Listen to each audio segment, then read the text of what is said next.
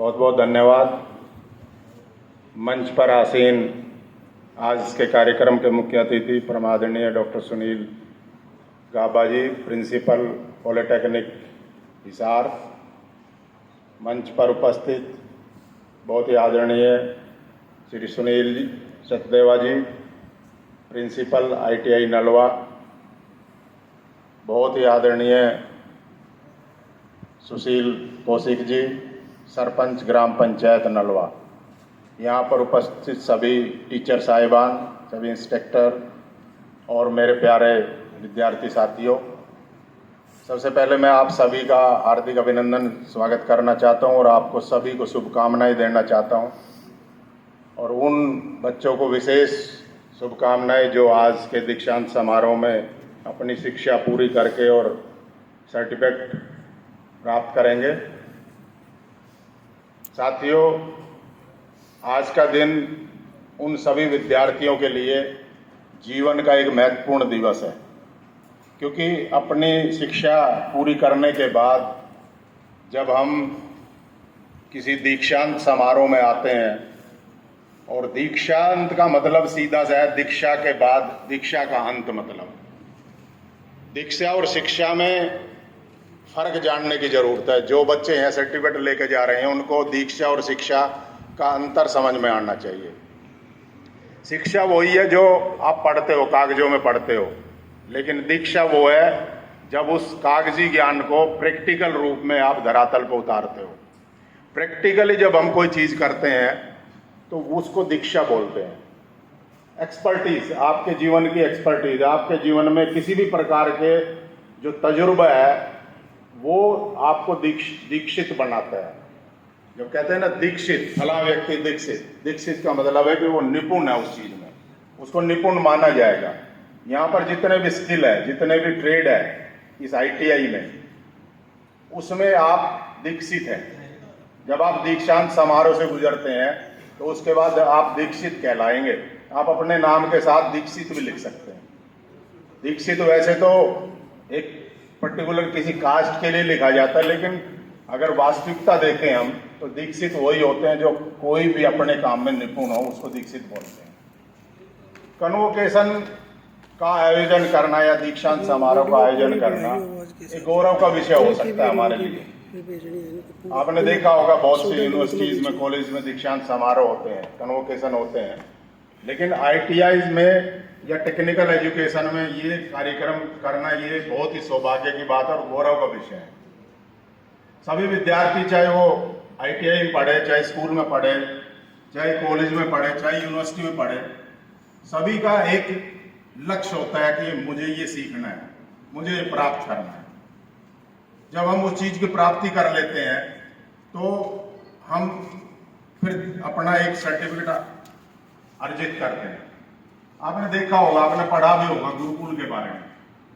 पहले हमारे यहाँ गुरुकुल शिक्षा होती थी, गुरुकुल पद्धतियां होती थी। आज भी बहुत सी जगह आपने गुरुकुल के नाम सुने होंगे। गुरुकुल के नाम से शिक्षण संस्थान चलते हैं। गुरुकुल का वास्तविक रूप जो अगर देखना हो तो आप या तो किताबों में देखो या कोई एक दो गुरुकुल चलते हैं, उसके बारे में आप जाकर देख सकते हो। गुरुकुल का मतलब ये होता है कि जीवन को उस तरीके से ढालना जिस तरीके की जीवन जीने के लिए जरूरत होती है। किसी विषय को पढ़ लेना, किसी विषय का थोड़ा सा ऊपरी ज्ञान ले लेना, ये गुरुकुल में नहीं होता था। गुरुकुल में हर वो आर्ट सिखाई जाती थी जिसको हम आर्ट बोलते हैं ना, जिसको हम बोलते हैं कि आपके जीवन में जीने के लिए किस किस ज्ञान की जरूरत है, वो सब कुछ ज्ञान प्राप्त करना ये गुरुकुल का काम था पहले। कि कैसे सुबह जल्दी उठना है, ये भी एक आर्ट है सुबह जल्दी उठने की। अपने कपड़े धोना है, ये भी एक आर्ट है। अपना खाना बनाना है, ये भी एक आर्ट है। अपना व्यक्तित्व का विकास करना है, ये भी आर्ट है। और जिस विषय की हम शिक्षा प्राप्त कर रहे हैं उस विषय को हम गहनता से जाने, उस विषय की विस्तार में जाना, उसको विस्तृत रूप से ज्ञान प्राप्त करना, ये भी एक आर्ट है। जब कई बार मैं देखता हूं कि हमारे शिक्षण संस्थानों में ह्यूमैनिटी को आर्ट बोलते हैं लोग। आर्ट में मैंने BA की है, या BA को आर्ट ही बोलते हैं, बैचलर इन आर्ट। लेकिन आर्ट्स तो वहां कुछ भी नहीं है। ह्यूमैनिटी के सब्जेक्ट आर्ट नहीं है, हिस्ट्री पढ़ लेना आर्ट नहीं है, भूगोल पढ़ लेना आर्ट नहीं है, या हिंदी पढ़ लेना आर्ट नहीं है। ये लैंग्वेज तो लर्निंग हो सकती है, इंग्लिश पढ़ लेना आर्ट नहीं है। आर्ट जो है, जब हम भगवान कृष्ण के बारे में पढ़ते हैं या भगवान राम के बारे में पढ़ते हैं तो कहते हैं वो 64 कलाओं में निपुण थे, 64 टाइप आर्ट में निपुण थे। वो आर्ट क्या थी?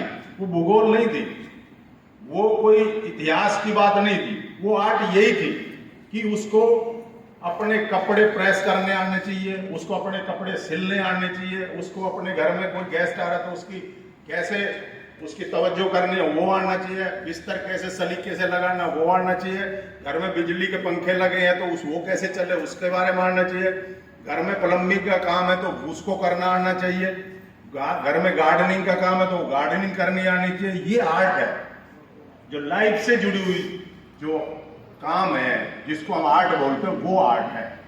और उस आर्ट में निपुण होना ये हर व्यक्ति की जरूरत है। कोई ITI के बच्चों के लिए जरूरत नहीं है, कोई भी शिक्षण संस्थान में पढ़ रहे हैं उन बच्चों की ये जरूरत है। लेकिन आज कितने ही ऐसे स्टूडेंट हैं, कितने ऐसे बच्चे हैं जिनको स्नान करना नहीं आता ढंग से, जिनको खाना खाना नहीं आता ढंग से, क्या खाना है क्या नहीं खाना है ये उनको पता नहीं है, उनको एनालिसिस नहीं है जीवन की, जो जीवन का जो जब हम टेक्निकली एनालिसिस करते हैं, जो एनालिटिक पावर जिसको बोलते हैं या एनालिटिक स्किल जिसको बोलते हैं जीवन की, वो हमारे पास नहीं होती है। हमें कैसे कपड़े पहनना है, हमने बहुत सी चीज़ों को डिफॉर्म कर दिया एकदम से। जैसे फैशन का अगर असली रूप में शब्दार्थ देखो तो फैशन का मतलब होता है कि किसी भी प्रोग्राम के अनुसार आपको कैसे कपड़े पहनने चाहिए, फैशन का अर्थ ये है। लेकिन हमने क्या बना दिया कि छोटे कपड़े पहनना, अभद्र कपड़े पहनना, बिना सलीके से कपड़े पहनना, फटे हुए कपड़े पहनना, उसको फैशन बना दिया। लेकिन फैशन एक आर्ट है और वो आर्ट हमें ये सिखाती है कि अगर मैं किसी धार्मिक फंक्शन में जा रहा हूँ तो मुझे कैसे कपड़े पहनने चाहिए, मैं किसी एजुकेशन इंस्टीट्यूट में जा रहा हूँ तो मुझे यूनिफॉर्म पहननी चाहिए, मैं किसी शादी में जा रहा हूँ, शादी विवाह के फंक्शन में जा रहा हूँ तो मुझे कैसे कपड़े पहनने चाहिए, या मैं किसी दुखदायी कार्यक्रम में जा रहा हूँ तो उसमें कैसे कपड़े पहनने चाहिए। ये सब आर्ट थी, फैशन उसको आर्ट बोलते थे। लेकिन हमने उनके अर्थ को जो है वो गलत कर दिया। ऐसे ही हमारे जीवन से जुड़ी हुई चीज़ें जब हम उसके बारे में पढ़ते हैं या उसके बारे में जानते हैं और उसमें जब निपुण हो जाते हैं तब हम दीक्षित हो जाते हैं। और आज जो यहाँ समारोह है वो दीक्षांत समारोह है। मैंने बहुत से कॉलेज स्कूल्स में या हमने खुद भी अटेंड किए है ये कार्यक्रम, तो मुझे ऐसा लगता है जैसे एक जो दीक्षांत समारोह में वो पहनाया जाता है, एक चोला टाइप का पहनाया जाता है और उसको पहना के एक कैप लगाई जाती है और उसके बाद हमें एक डिग्री मिलती है। इसी का मतलब दीक्षांत समारोह हम समझते थे। लेकिन दीक्षांत समारोह का मतलब ये नहीं है कि एक एप्रन पहन लेना, एक कैप लगा लेना, एक डिग्री हासिल कर लेना, एक कागज हासिल कर लेना, वो दीक्षांत समारोह का मतलब है। दीक्षांत समारोह का मतलब है कि हम हर चीज़ में निपुण हो गए हैं। आज हम किसी के ऊपर निर्भर नहीं है। और जब मैं स्किल डेवलपमेंट इंस्टीट्यूशन की बात करता हूँ, ITI की बात करता हूँ, या पॉलिटेक्निक की बात करता हूँ, या इंजीनियरिंग कॉलेज की बात करता हूँ, तो उसमें न केवल हम अपने जीवन से जुड़ी हुई आर्ट को सीखें बल्कि जो हमारी व्यावसायिक आर्ट है उसमें भी हम निपुण बने। अब कोई बच्चा मान लो प्लम्बिंग का कोई कोर्स कर रहा है या कोई वेल्डिंग का कोर्स कर रहा है या कोई आप टेलरिंग और कटिंग का कोर्स कर रहे हैं या कोई ब्यूटी पार्लर चलाने के लिए कोर्स कर रहे हैं या आप शॉर्ट हैंड का कोर्स कर रहे हैं या आप टाइपिंग का कोर्स कर रहे हैं या आप इलेक्ट्रीशियन का कर रहे हैं, इलेक्ट्रॉनिक्स का कर रहे हैं। इसका मतलब ये है कि हमें कागज पे क्या सिखाया गया है ये अपूर्ण है। अगर उस कागजी ज्ञान को हमने प्रैक्टिकल रूप में उसको धरातल पर नहीं उतारा तो मुझे लगता है कि हम जो है दीक्षित कहलाने के लायक नहीं है, दीक्षांत समारोह में जाने के लायक नहीं है। अगर कोई बच्चा इलेक्ट्रिकल सब्जेक्ट से, ट्रेड से ITI करता है और उसको इलेक्ट्रिक में महारत हासिल नहीं है, वो किसी भी प्रकार की फिटिंग, किसी भी प्रकार के बिजली के यंत्रों का रिपेयर नहीं कर सकता, तो मुझे लगता है कि वो उसमें दीक्षित नहीं है। अगर कोई कटिंग टेलरिंग का काम कर रहा है और उसको कपड़े सिलने नहीं आते हैं तो इसका मतलब उसने कुछ सीखा नहीं है। जो स्किल डेवलपमेंट का काम है वो आज नौकरी से जुड़ा हुआ काम नहीं है। जैसे हम कहते हैं ना कि नौकरी मिल जाएगी या सरकारी नौकरी मिल जाएगी या बगैर पैसे के मिल जाएगी। अरे आपके पास तो ऐसा हुनर है, आपके पास तो ऐसी आर्ट है कि लोग आपके पीछे पीछे भागते हैं। आपके पीछे पीछे इसलिए भागते हैं क्योंकि घरों में जैसे जैसे जनसंख्या बढ़ती है, कोई भी एक व्यक्ति जब पैदा होता है, कोई भी एक बच्चा पैदा होता है तो हजारों किस्म के रोजगार लेकर पैदा होता है, हजारों किस्म के।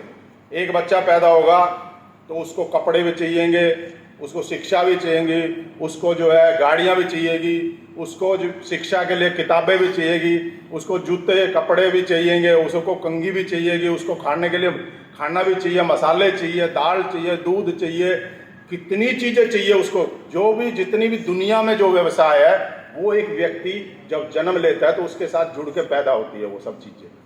लेकिन हम कई बार ये सोचते हैं कि फला व्यक्ति एक बहुत बड़ा बिजनेसमैन है, या अंबानी या अडानी या टाटा बिरला या कोई भी बड़ा व्यक्ति है, वो इतने बड़े बड़े बिजनेस कर रहे हैं तो हम कैसे कर सकते हैं? हमारे लिए तो कुछ काम बचा ही नहीं है। जैसे जैसे इस धरती पे नए बच्चों का जन्म होता है, नई जनसंख्या आती है, वैसे वैसे इसके रास्ते और ज़्यादा खुलते जाते हैं। और जब हम किसी भी चीज़ में एक्सपर्ट हो जाते हैं, अगर कोई भी व्यक्ति इंजन मैकेनिक है, गाड़ी ठीक करता है, उसको कोई ज़रूरत नहीं है कि वो किसी मेन मार्केट में दुकान खोले, उसको कोई ज़रूरत नहीं है कि वो किसी रोड के सारे किनारे दुकान खोलेगा तभी उसकी दुकान चलेगी।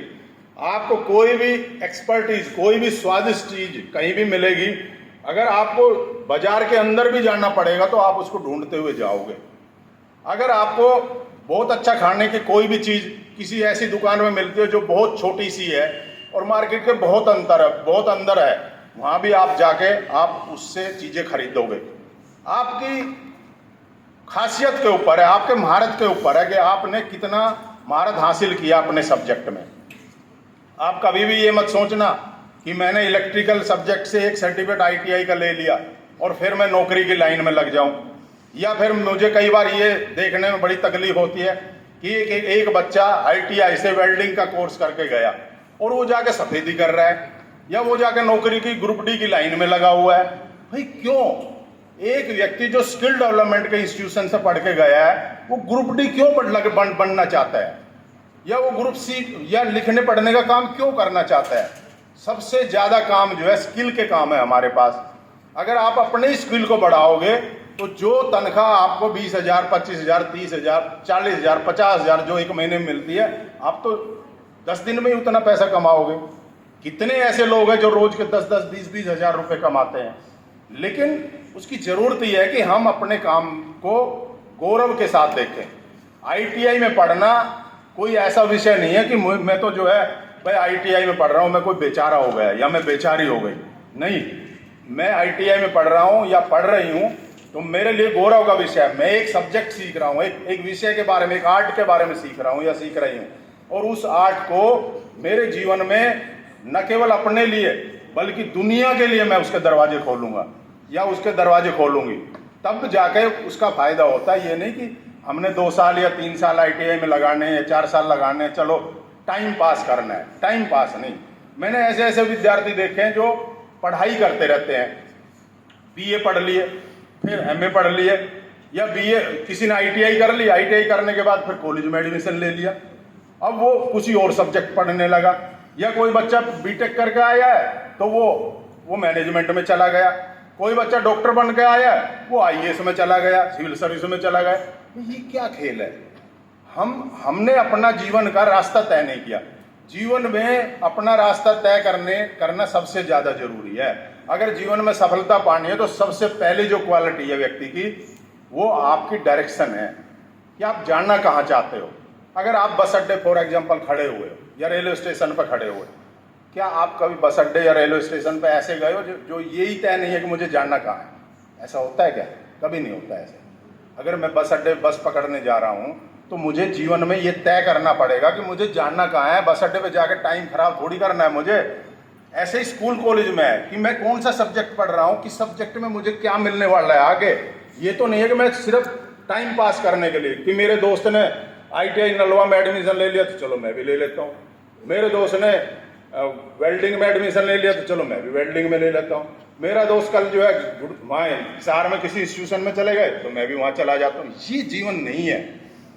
जीवन में दीक्षित होना, एक्सपर्टीज होना, किसी भी सब्जेक्ट में महारत हासिल करना, ये एक लक्ष्य है। इसी को ही हम बोलते हैं कि श्रेष्ठता।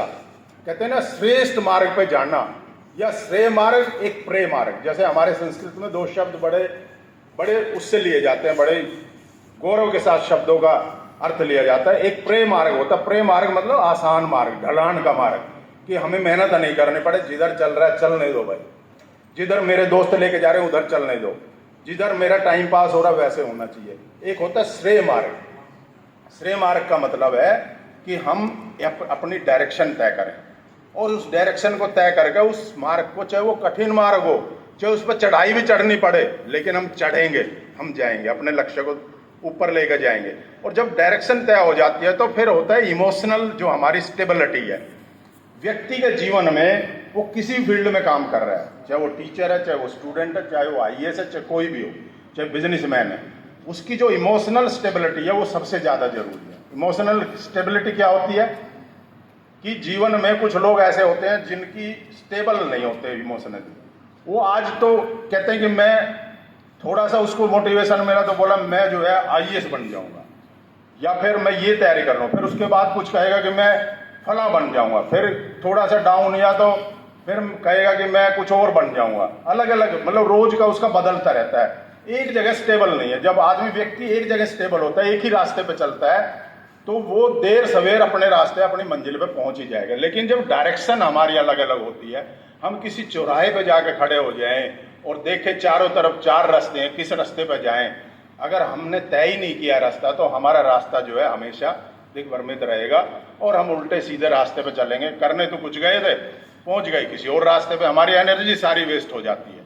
और मैं सभी विद्यार्थी साथियों को ये कहना चाहता हूं कि जब भी आप एडमिशन ले, स्कूल के बाद, +2 के बाद या 10वीं के बाद, तो ये तय करें कि मुझे करना क्या, मेरा इंटरेस्ट किस चीज़ में।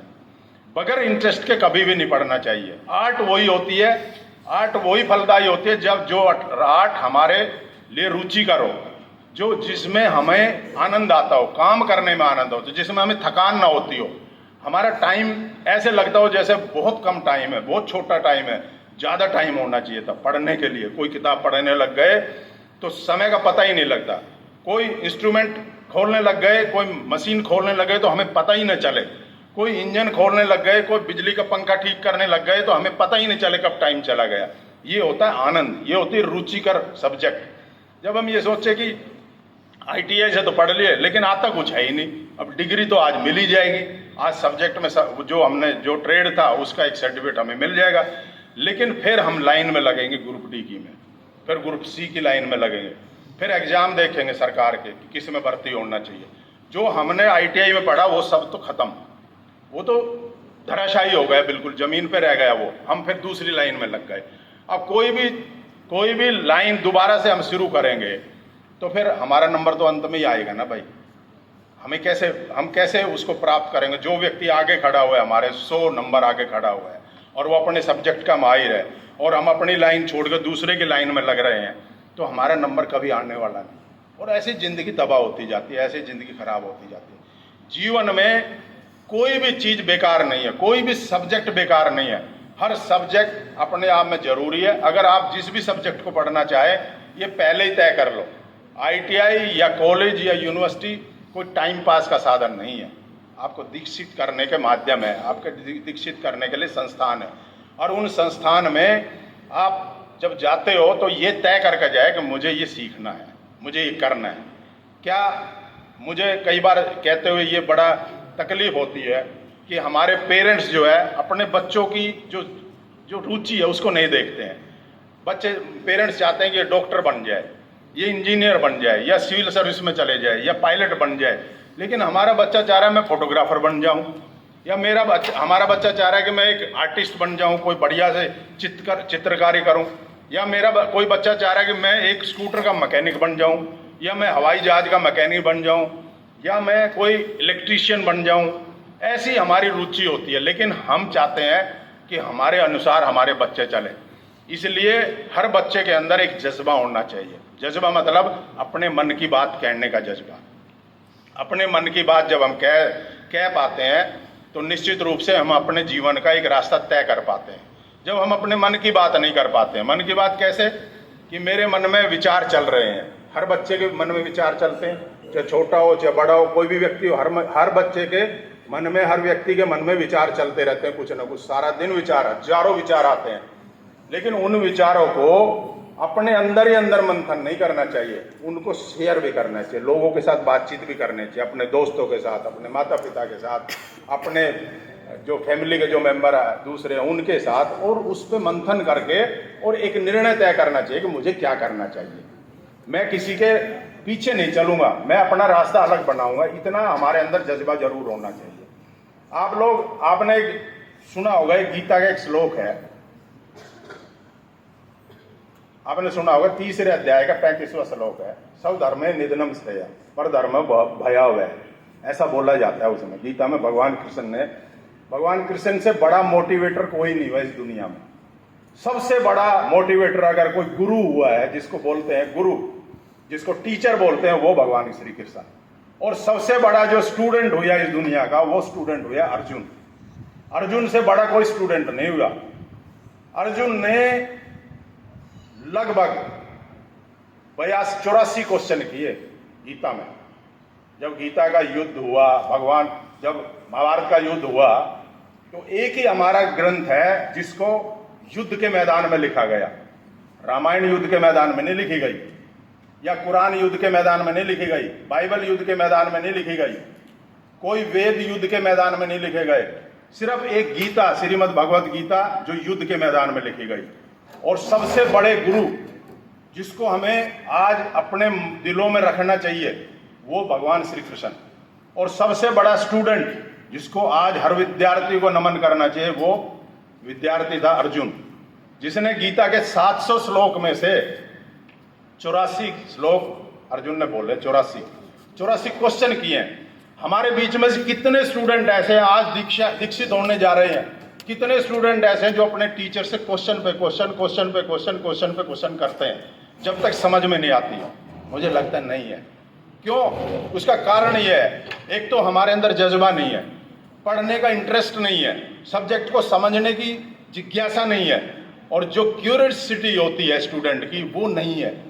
जब 82-84 क्वेश्चन अर्जुन कर सकते हैं और 574 श्लोक में भगवान श्री कृष्ण उसका जवाब देते हैं, तो ऐसे स्टूडेंट और ऐसे टीचर्स की जरूरत है। ऐसा नहीं कि एक क्वेश्चन पूछ लिया तो एक ही क्वेश्चन में इरिटेट होने लगे टीचर। ये नहीं होना चाहिए।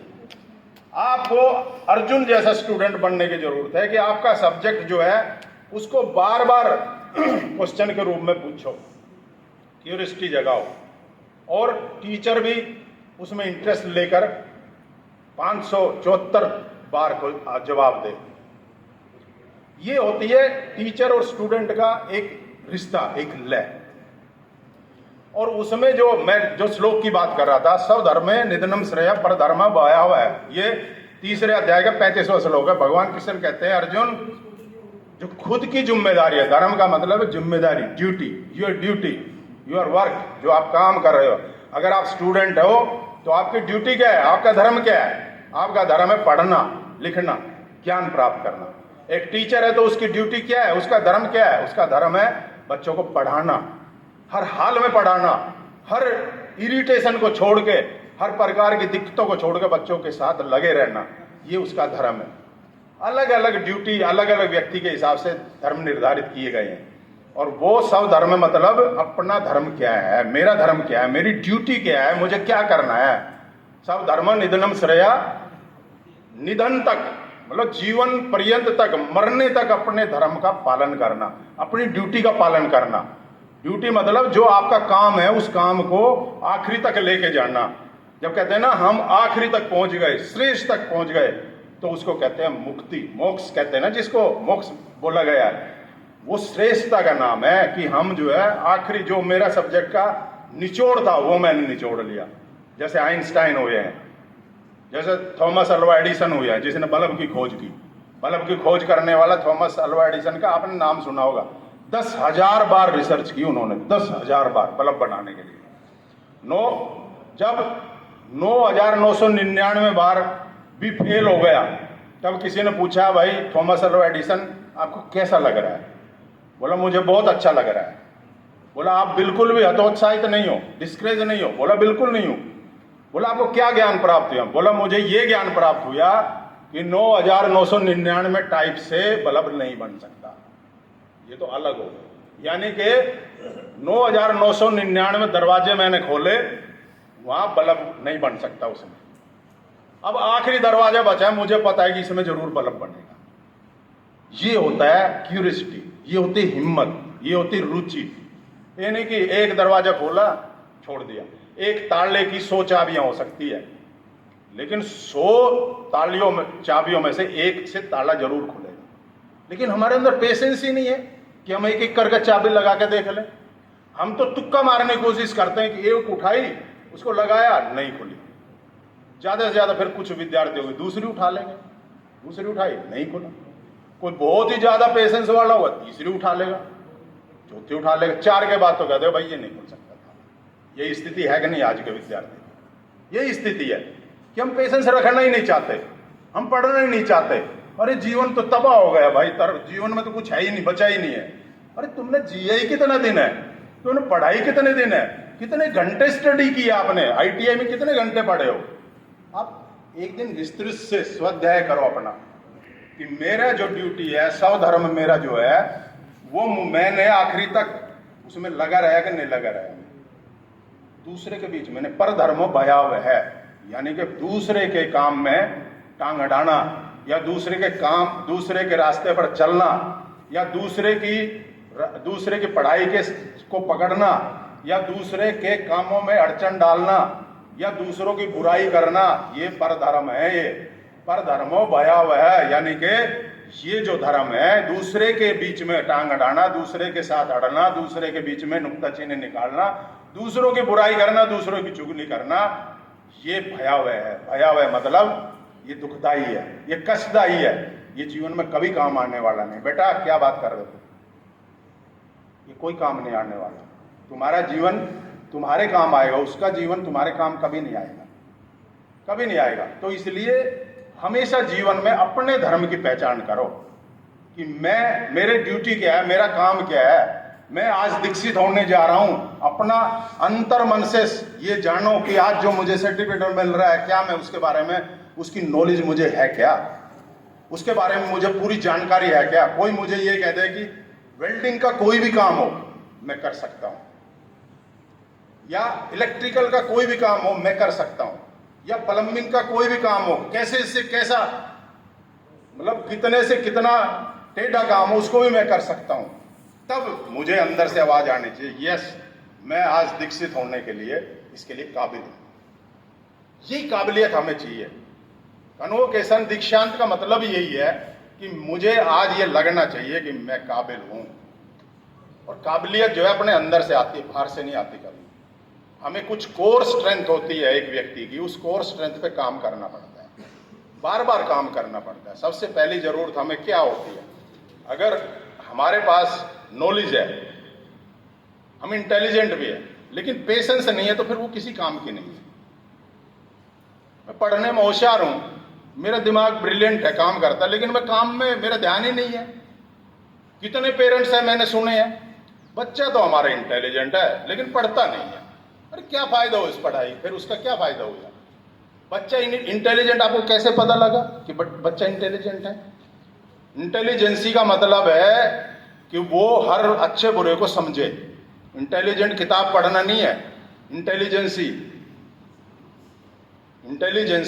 विजडम का एक हिस्सा है, और विजडम वो ज्ञान होता है जो हमें एक शक्ति देता है, जिसमें हमें अच्छाई बुराई का आकलन करने की शक्ति आती है। मेरा बच्चा इंटेलिजेंट है, आपको कैसे पता लगा कि इंटेलिजेंट है? वो तो पेशेंस के बारे में समझ ही नहीं रहा है, वो तो बैठना जानता ही नहीं है, वो 4 घंटे तक पढ़ने की हिम्मत ही नहीं है, वो 4 घंटे तक ITI की किसी मशीन को खोल कर बैठना ही नहीं चाहता। तो कैसे इंटेलिजेंट हो गया वो? उसका ध्यान तो कहीं और है, उसका ध्यान तो नशे की तरफ जा रहा है, उसका ध्यान तो ऑपोजिट सेक्स की तरफ जा रहा है। ये एक बहुत बड़ी समस्या है हमारे शिक्षण संस्थानों में कि हम जैसे जैसे एजुकेशन के तरफ बढ़ते हैं, हमारी जैसे जैसे एज बढ़ती है, एडोलेसेंस एज जो 30, जो टीन एज जिसको बोलते हैं 13 to 19 या उससे थोड़ी सी ऊपर, उसमें हमें बहुत सी समस्याएं घेर लेती है। मैं जब छोटा था तो मेरे सामने इतनी समस्याएं नहीं थी, हमारे जो सर बैठे उनके सामने भी नहीं थी। हमारे सामने मोबाइल नहीं था, हमारे सामने मोबाइल में चलने वाली दुनिया भर की ऐप नहीं थी, हमारे सामने नशा भी नहीं था, हमारे सामने गलत रास्ते पर ले जाने वाले दोस्त भी नहीं थे, हमारे सामने आज जितना ही बदलाव हो रहा है वो नहीं था, साइकिल पर चलने वाले, सिंपल सा लाइफ, वो सब चीज़ें थी। लेकिन आज तो आपके सामने हमारे से हजारों गुना ज़्यादा थ्रेट्स है, चुनौतियाँ हैं। सबसे बड़ी चुनौती, जिसको सबसे बड़ा अपॉर्चुनिटी भी हम कह सकते हैं, वो है मोबाइल। अगर आप उसको अपॉर्चुनिटी की तरह उपयोग करें तो उससे बढ़िया कोई दोस्त नहीं है। अगर आप उसको गलत यूज करेंगे तो उससे बड़ा थ्रेट कोई नहीं, उससे बड़ी चुनौती कोई नहीं। अगर हम मोबाइल पे स्क्रीन टाइम कोई 3, 4, 5, 6 घंटे रात भर गुजार देते हैं तो भाई जीवन में कोई नहीं बदल सकता। चाहे दीक्षांत समारोह कितने भी सर्टिफिकेट कोई ले, कोई नहीं बदल सकता। जब वो अपने जीवन का सारा टाइम उसी में गुजार रहे हैं, या फिर हम अपनी दोस्ती में ऑपोजिट सेक्स के प्रति हमारा अट्रैक्शन बढ़ रहा है, तो इसका मतलब फिर हम अपनी एनर्जी को अपने स्वधर्म में नहीं लगा रहे हैं। पहला अध्याय गीता का कहता है धर्म क्षेत्र कुरुक्षेत्र, धर्म क्षेत्र कुरुक्षेत्र समवेता युजोत्सव। ये पहली लाइन है उसकी। उसका अर्थ क्या है? उसका अर्थ है कि हमारा धर्म क्या है और हम कर क्या रहे हैं। हमारा धर्म क्या है, मेरी ड्यूटी क्या है और मैं कर क्या रहा हूं। भगवान कृष्ण यही तो कहते हैं अर्जुन को कि तुम्हारा धर्म क्या है, तुम एक क्षत्रिय हो, तुम्हें युद्ध लड़ना है, अधर्म का नाश करना है, यही तो कहा उन्होंने। और अर्जुन कहता है ना जी मैं तो नहीं लड़ सकता जी, मेरे तो चाचा खड़े हैं, मेरे ताऊ खड़े हैं, मेरे भाई खड़े हैं, मेरे सब कजन खड़े हुए हैं, मेरे गुरु है, मेरे सब ताजश्री है, मैं कैसे लड़ जाऊं। तब अर्जुन कहते हैं धर्म क्षेत्र कुरुक्षेत्र, तुम जो है तुम्हारा जो कार्य है वो तुम नहीं करना चाहते, जो तुम्हारा धर्म है जो करना चाहिए। धर्म क्षेत्र, धर्म का क्षेत्र तुम्हारा क्या है? तुम्हारा धर्म का क्षेत्र है, क्योंकि तुम क्षत्रिय हो तो तुम्हारा काम है युद्ध करना, तुम विद्यार्थी हो तो विद्यार्थियों का काम है पढ़ना, इससे महत्वपूर्ण कोई काम नहीं हो सकता। और फिर कर क्या रहे हो? कुरुक्षेत्र, तुम्हारा कारनामे का क्षेत्र क्या है, तुम कर क्या रहे हो? ये सोचने का, विचार करने की बात है ना कि हमें ड्यूटी क्या मिली है एज ए स्टूडेंट, पढ़ना लिखना ज्ञान प्राप्त करना, लेकिन हमारा कुरुक्षेत्र कौन सा है? कार्य कर जिसमें हम निपुण, जिसमें हम अपना समय व्यतीत कर रहे हैं, वो क्या है? उसको जानना जरूरी है। एक एक शब्द जीवन को आगे बढ़ाने वाले हैं। अगर हम मंथन अपने जीवन का कर लें कि मैं किस लिए आया हूं इस संस्थान में, क्या मैं गोलगप्पे खाने आया हूं यहाँ, क्या मैं दोस्तों से बातें करना आया हूं यहाँ, या जो हमारी अपोजिट सेक्स के मित्र हैं उनसे बात करने आया हूं, या मैं अपना टाइम पास करने आया हूं? मेरे माता पिता ने मुझे किस लिए भेजा है? जिस दिन ये आपको धर्म समझ में आ जाएगा उस दिन ही आपका कुरुक्षेत्र सुधर जाएगा। जिस दिन ये धर्म क्षेत्र समझ में आ गया उसी दिन आपका कुरुक्षेत्र सुधर जाएगा। तो मैं अपनी वाणी को ज्यादा लंबा इसलिए नहीं करना चाहता क्योंकि जीवन का जो निचोड़ है वो यही है कि हम अपने काम को समझें, अपनी ड्यूटी को समझें, अर्जुन जैसे विद्यार्थी बने, और अर्जुन जैसे विद्यार्थी बनने के बाद क्वेश्चन निकले हमारे दिमाग से। जब हम पढ़ते हैं तो क्वेश्चन निकलने चाहिए। आपके क्वेश्चन आपकी पर्सनैलिटी तय करते हैं, आपके उत्तर तय नहीं करते।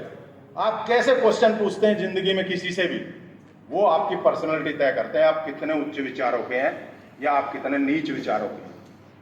आपके जीवन में प्रश्नों की बौछार लग जानी चाहिए। जब भी आप कोई सब्जेक्ट पढ़ते हो, जब भी आप किताब पढ़ते हो, तो क्वेश्चन की बौछार निकलनी चाहिए, बार बार प्रश्न आने चाहिए। और वो प्रश्न जब आएंगे तो आपका ज्ञान बढ़ता जाएगा। और आज भी जो बच्चे दीक्षित हो रहे हैं यहाँ पे, उन बच्चों से भी मेरा निवेदन है, उन विद्यार्थियों से मेरा निवेदन है कि अगर कोई कमी रह गई है तो उस कमी को पूरा करने की कोशिश करो। आज ही जुट जाओ। यहाँ से निकल गए हैं, बहुत सी वर्कशॉप है शहर में, बहुत सी वर्कशॉप है, बहुत सी दुकानें हैं जिसपे आपके ट्रेड के काम होते हैं। वहाँ जाकर अपने 2-3 महीने लगाओ और सब कुछ भूल जाओ। कौन क्या कह रहा है, कौन क्या नहीं कह रहा है, आपके लिए कोई नहीं आएगा। आपके पेरेंट्स से ज्यादा जिम्मेदार आपके लिए कोई भी नहीं है। आप ये सोचो नहीं मेरे तो दोस्त क्या कहेंगे, मेरे तो मित्र क्या कहेंगे। कोई कुछ नहीं कहता भाई। आपकी फीस जो है आपके माता पिता ने भरी है, किसी दोस्त ने नहीं भरी है। आपकी यूनिफॉर्म का पैसा आपके माता पिता ने दिए हैं, आपको भोजन कराने की जिम्मेदारी आपके माता पिता की है। उन्हीं को कष्ट होता है कि बच्चे ने आज खाना नहीं खाया। आप बीमार होते हो तो माता पिता ही कष्ट में होते हैं। कोई दोस्त मित्र जिनके लिए हम मरते हैं वो कोई नहीं आता कभी भी। इसलिए सबसे ज्यादा जो जिम्मेदारी आपकी निभाते हैं वो क्या चाहते हैं उसके बारे में भी समझने की जरूरत है। थोड़ी उनको समझ के आगे बढ़ने की जरूरत है। हर बच्चे को अपने माँ बाप की शक्ल दिखनी चाहिए, उनकी हालत कैसी है, उनकी आर्थिक अवस्था कैसी है, उनका जीवन कैसा है, उनकी जीवन शैली कैसी है, वो पूरे दिन में कितनी मेहनत करते हैं, वो सब चीज़ दिखनी चाहिए। तभी तो हमारा जीवन बदलेगा ना, तभी तो हम एक्सपर्ट होंगे ना। स्किल डेवलपमेंट का क्षेत्र इतना विस्तार है, इतना विस्तृत है, इतना विराट, इतना बड़ा है कि यहाँ हिंदुस्तान में अगर स्किल डेवलपमेंट के करोड़ों विद्यार्थी भी हो ना तो भी उसको रोजगार मिलेगा। कहीं ग्रुप डी बनने की जरूरत नहीं है उसको। आज कितने ऐसे कंपनियां, कितने अभी जर्मनी से कल सरकार ने एक समझौता किया है, उनको हजारों बच्चे, लाखों बच्चे चाहिए जो एक्सपर्ट है, टेक्निकली एक्सपर्ट है, वो उनकी जरूरत है। तो मेरा कहने का तात्पर्य यही है कि हम अपने जीवन में आज दीक्षित होकर जा रहे हैं, शिक्षा के क्षेत्र में दीक्षित होकर जा रहे हैं, तो उसको अपने जीवन में एज आर्ट के रूप में अपनी रुचि के अनुसार उसको आगे बढ़ाने का काम करें और अपने जीवन को सफल बनाएं, संतुष्ट बनाएं और सुख में बनाएं। बहुत बहुत धन्यवाद। जय हिंद, जय भारत।